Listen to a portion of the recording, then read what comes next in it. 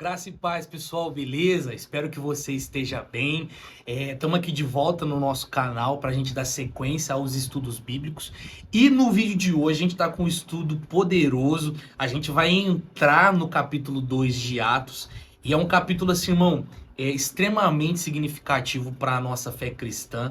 Então a gente tem muito a aprender nesse capítulo. E aí fica já o meu convite logo de cara no início do vídeo. Irmão, não esquece de curtir, não esquece de compartilhar, de se inscrever no canal, porque quando você curte, comenta, se inscreve, você afirma para a plataforma do YouTube que esse conteúdo é relevante para as pessoas e ela começa a impulsionar para mais vidas. E também, se no final do estudo algo chamar sua atenção, algo que você queira comentar, se alguma parte, alguma palavra que nós comentamos aqui no estudo mexeu com você, comenta, dá o seu testemunho aqui embaixo, conta esse testemunho para um amigo e já manda o vídeo. Pô, cara, esse estudo falou muito comigo, assiste ele que os vídeos nesse canal aqui estão muito massa. Beleza? Então, bora pro estudo de hoje. Pessoal, só um adendo que eu queria fazer, que é o seguinte. A intenção aqui dos vídeos do canal é de eles serem um auxiliador na sua leitura bíblica diária. Muitas vezes o que acontece? Quando a gente está lendo a Bíblia, a gente se sente sozinho, às vezes a gente não entende alguns pontos, a gente não consegue, às vezes a gente lê alguns textos e parece que eles não falam com a gente, que eles estão meio frios. Então a ideia desse canal é trazer estudos bíblicos de algum capítulo da Bíblia. Uma vez por semana no Antigo Testamento, uma vez por semana no Novo Testamento. Só que o meu desejo é que você não fique limitado apenas ao vídeo.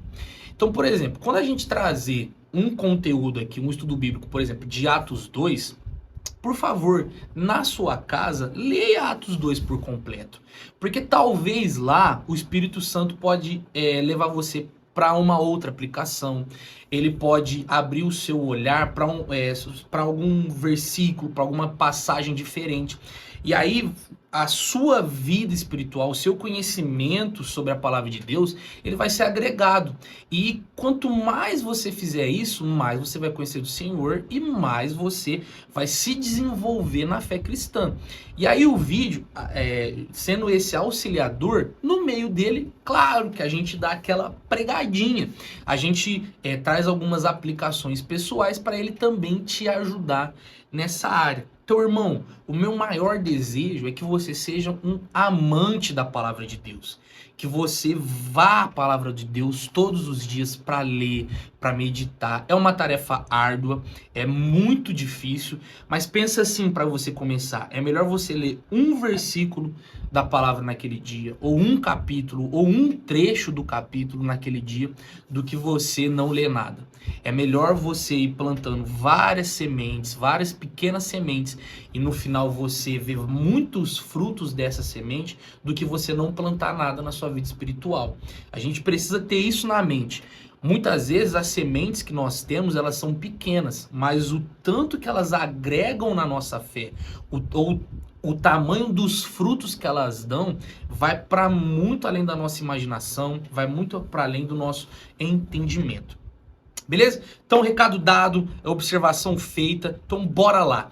No vídeo de hoje, eu gostaria de me concentrar estritamente a vinda do Espírito, a descida do Espírito, no dia em que ele veio, e também sobre essa manifestação clara da presença do Senhor, essa manifestação sensível e perceptível. Por isso eu gostaria de ler com você nesse momento Atos 2, versículo 1 e 2, que diz assim na palavra de Deus: Ao cumprir-se o dia de Pentecostes, estavam todos reunidos no mesmo lugar. De repente veio do som, eita glória, veio do céu, como de um vento impetuoso, e encheu toda a casa em que estavam sentados. Como eu disse, capítulo 2 ele marca uma coisa muito forte para a nossa fé cristã. Dentro do plano de salvação, dentro do plano de redenção de Jesus, qual parte desse plano a descida do Espírito cumpre? Justamente a habitação de Deus dentro de nós. Antes de Jesus, Deus não poderia habitar em nós porque a gente estava maculado, a gente estava culpado por conta do pecado. A gente estava manchado com as trevas. Aí Jesus, ele vem, paga todo o nosso pecado, paga todo o preço, toda a nossa dívida. E aí sim, agora ele pode habitar em nós. E ele habita em nós a partir da vinda do Espírito, a partir da manifestação, a partir da pessoa do Espírito Santo. Até o Atos 2, a gente não tinha isso. No Antigo Testamento, a gente sempre tinha o Espírito se manifestando de maneira pontual sobre os escolhidos do Senhor. Mas agora, a partir do Pentecostes, o Espírito Santo passa a habitar em nós, nos convencendo do pecado, desenvolvendo a nossa fé, nos consolando, nos exortando, desenvolvendo o fruto do Espírito em nós. Por isso que esse capítulo ele tem muito conteúdo. E aí, o primeiro ponto do nosso vídeo é justamente sobre o momento, sobre o dia em que o Senhor escolheu descer na pessoa do Espírito Santo. E o texto vai falar para nós que foi justamente no dia do Pentecostes. Pentecostes era uma das três grandes festas do povo judeu, do calendário religioso de Israel, que carregava um sentido extremamente profundo e teológico para aquela nação. Essa festa, ela marcava justamente o início da colheita do trigo.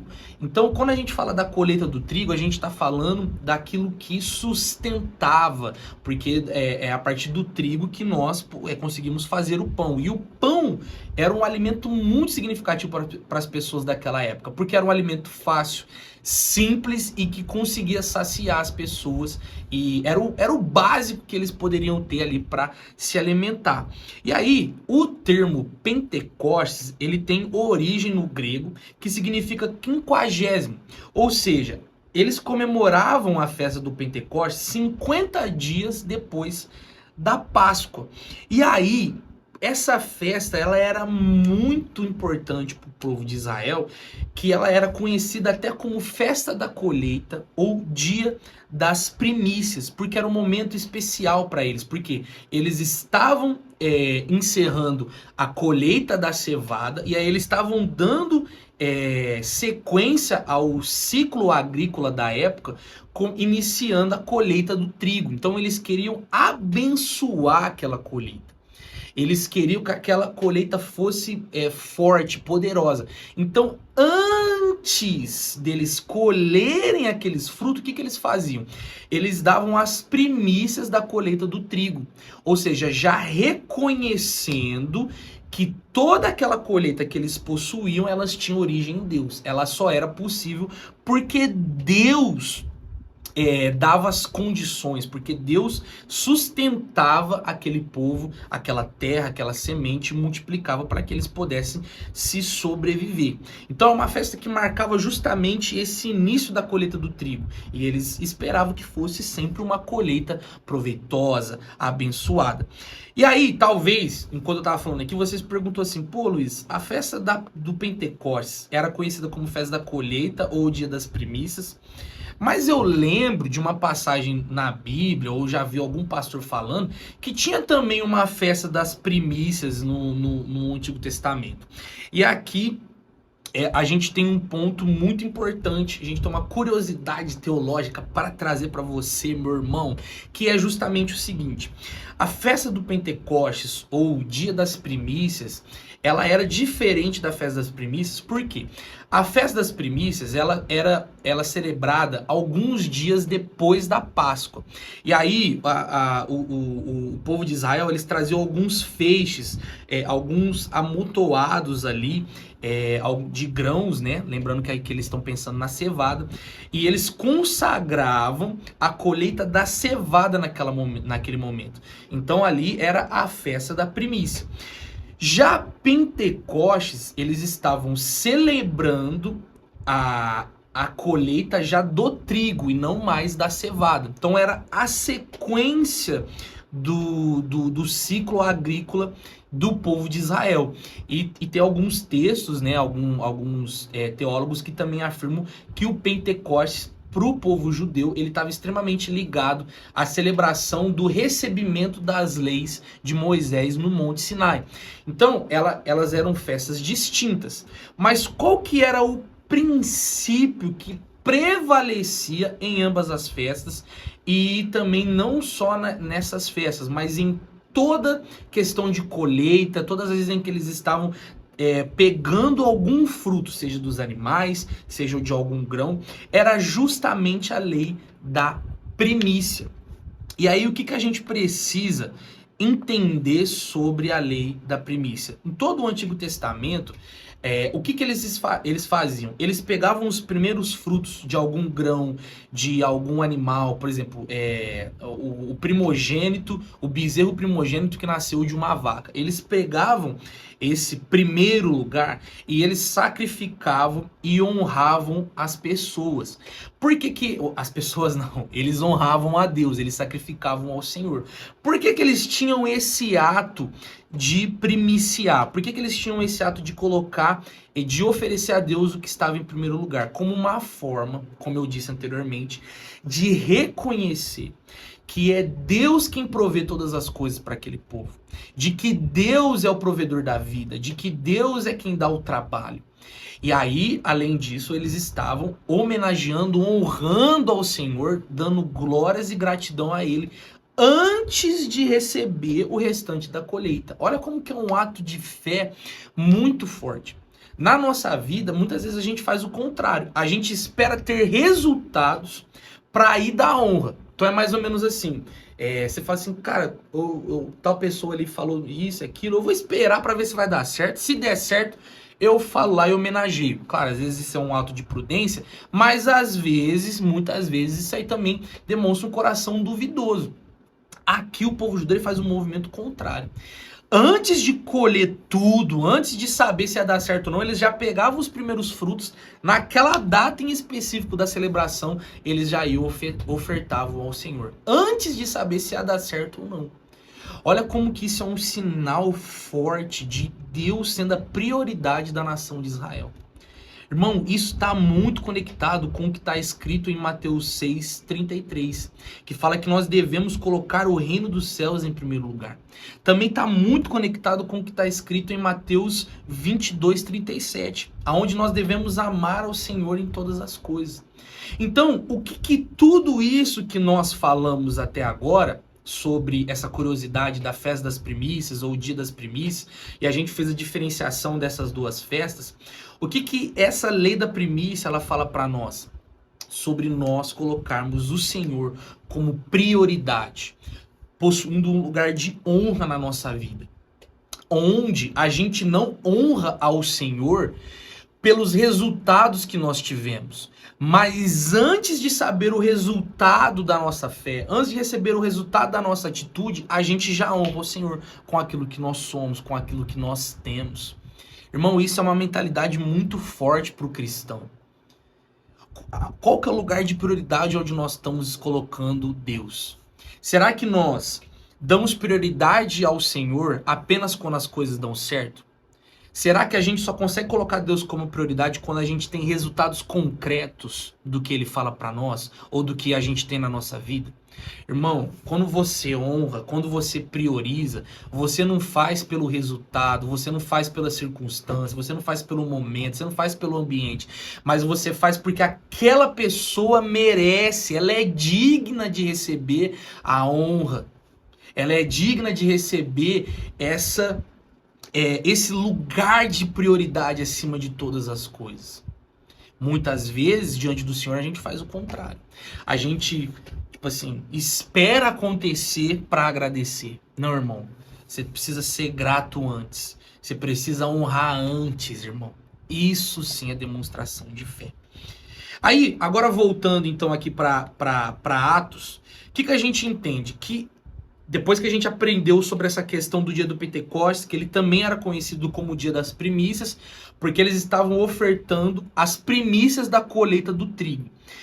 Irmão, olha que poderoso. Por que esse dia foi escolhido para derramar o Espírito Santo?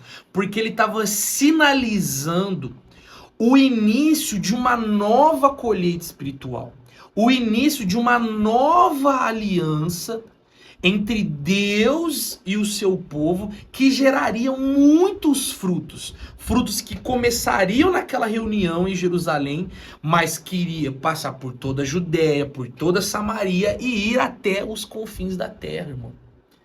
Lembra quando Deus chama Pedro e fala assim, eu vou te fazer pescador de homens? Usando mais ou menos essa analogia, pensando em Pedro sendo alguém que iria colher frutos e não apenas pescar homens. Supomos que as colheitas são justamente, os frutos da colheita são justamente as conversões. A ideia aqui é que o Espírito Santo ele veio, ele foi derramado ali no Pentecostes, marcando um novo período. Era Deus já dando glória a si mesmo a partir daquele ato, apontando para que muito mais vidas iriam se converter diante do Senhor. Olha como isso é forte, irmão.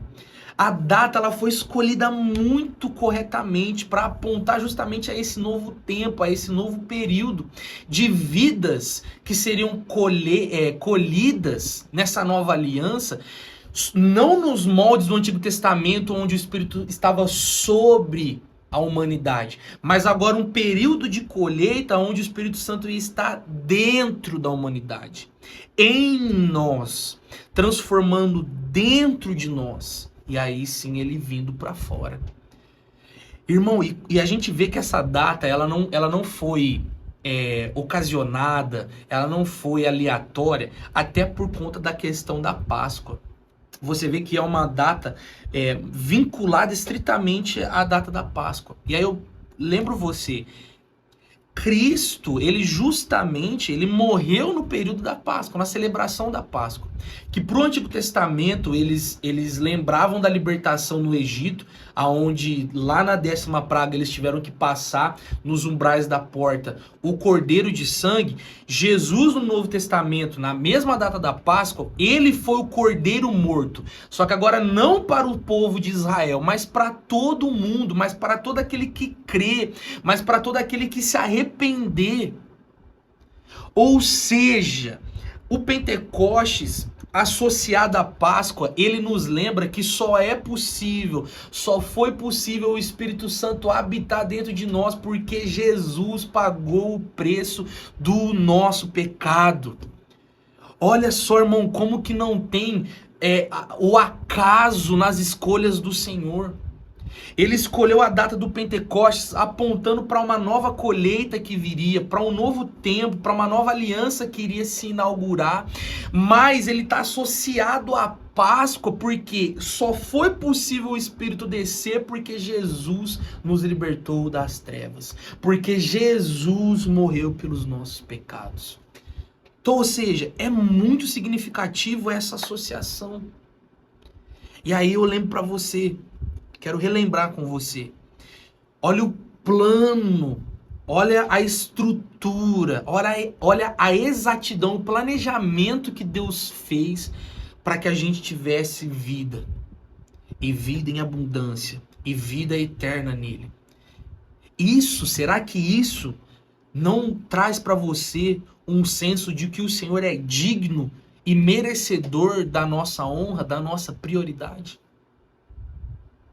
Porque ele priorizou nos salvar. Então nós precisamos priorizar ele na nossa vida. Amém? Muito forte isso aqui, irmão. E aí o segundo ponto que eu quero falar com você é justamente no versículo 2, onde ele fala, de repente veio do céu um som como de um vento impetuoso e encheu toda a casa que estava assentado. Aqui, o que a gente vai olhar? Justamente sobre essa presença manifesta do Espírito. O Espírito Santo, quando ele desceu aqui em Atos 2 de maneira simbólica, de maneira fervorosa, de maneira significativa, marcando essa nova aliança, não foi um evento silencioso, não foi uma coisa que ninguém percebeu. Não, o texto ele é muito claro em afirmar que quando o Espírito Santo desceu ali para as pessoas que estavam reunidas, era como se algo forte estivesse preenchendo aquela casa. E fala que essa presença, esse som, essa sensação encheu todos aqueles que estavam reunidos naquele ambiente. E aí, essa questão do vento, né, ela não foi escolhida ao acaso também. Em João 3, por exemplo, Jesus compara o Espírito ao vento que sopra onde quer. Qual que é essa ideia? A ideia é mostrar que o Espírito Santo, ele possui a vontade divina dentro dele. Ele possui a vontade do Pai, a vontade do Filho, a vontade do Espírito dentro dele. Ou seja, a vontade divina. E ele vai soprar e apontar e ir para levar para onde ele quiser. Então, ou seja, quando o Espírito Santo ele é derramado sobre nós, ele vem dentro de nós, em nós, ele não vem para que a gente cumpra a nossa vontade, mas para que a gente cumpra a vontade dele, para que a gente cumpra a vontade do Senhor. Uma outra imagem que comumente traz é, por exemplo, em Ezequiel 37, que fala que o sopro divino traz vidas aos ossos secos. E aí a gente também tem a imagem de Abraão, né, recebendo o que? O sopro, o fôlego de vida. Então, ou seja, o Espírito que veio como um vento, que veio como um sopro, ele está em nós para fazer com que a gente saia da morte e venha para a vida. E a gente viva uma vida que realiza qual vontade? Não a nossa vontade, mas a vontade de Deus.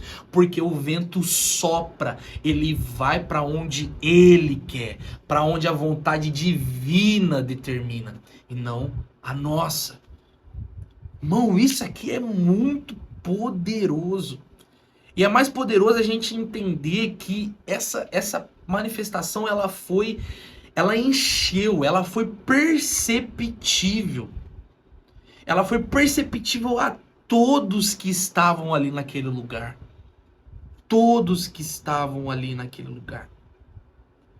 Então, o que a gente nota? Que na palavra de Deus, a gente vai encontrar em muitos textos no Antigo Testamento, que sempre quando Deus vai fazer algo significativo, algo marcante, mudar uma estação, gerar algo nos seus servos, trazer um amadurecimento, um posicionamento, uma unção nova, Deus ele se manifesta dessa forma, sensível, perceptível.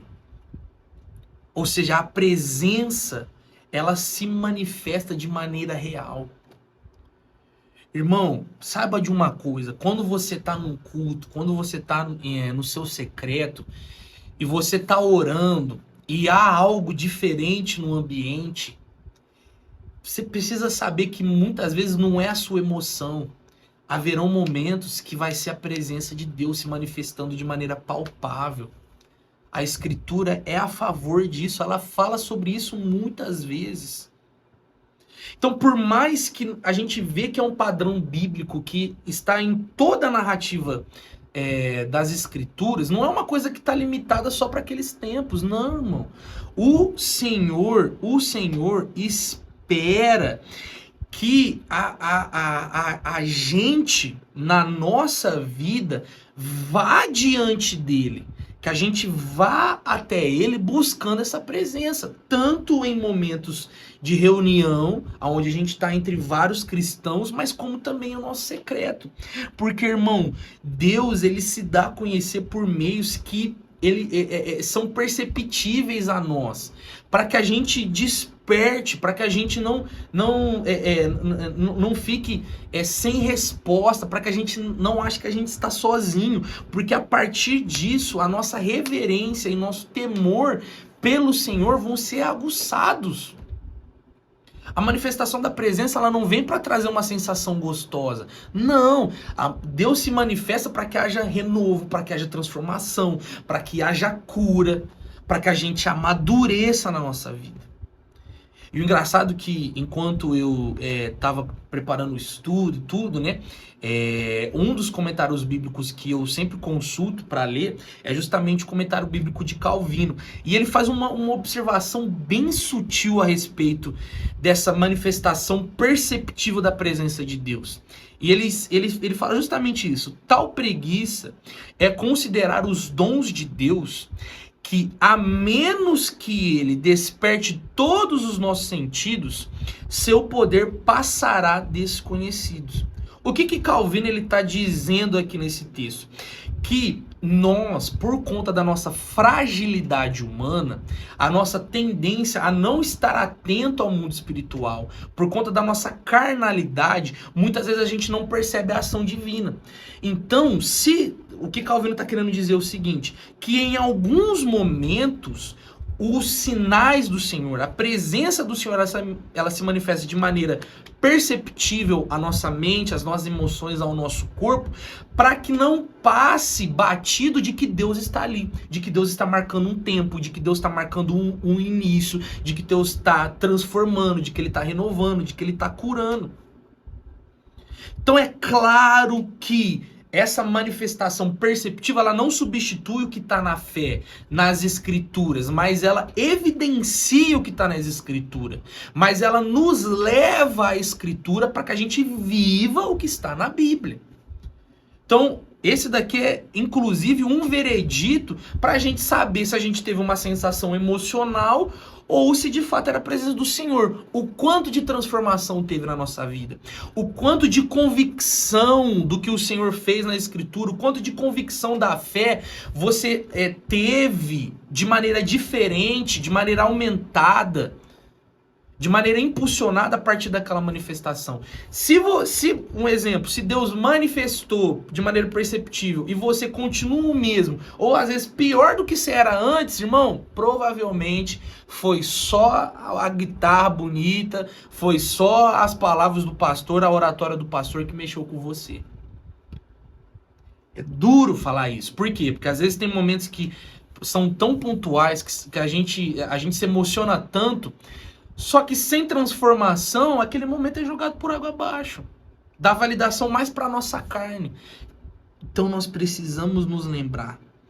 A manifestação de Deus, de maneira perceptível, ela é real.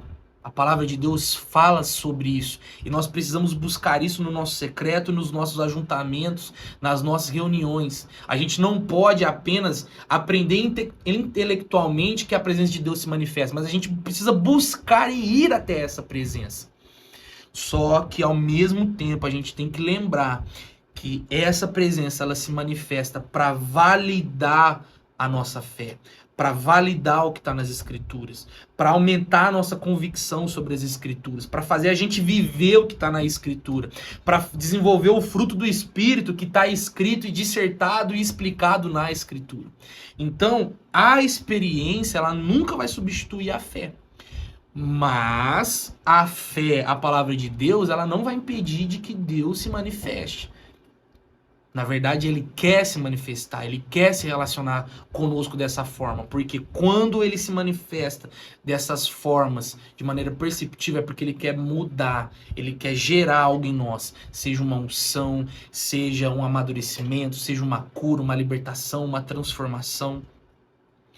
Então, o Pentecostes, ele nos ensina que a presença do Espírito Santo, ela é viva, ela é real, ela é atuante. Não apenas inaugurando aquele momento ali com os homens, não apenas dando as primícias daquela colheita naquele tempo. Não, irmão. Ela é feita também nos dias de hoje para nós.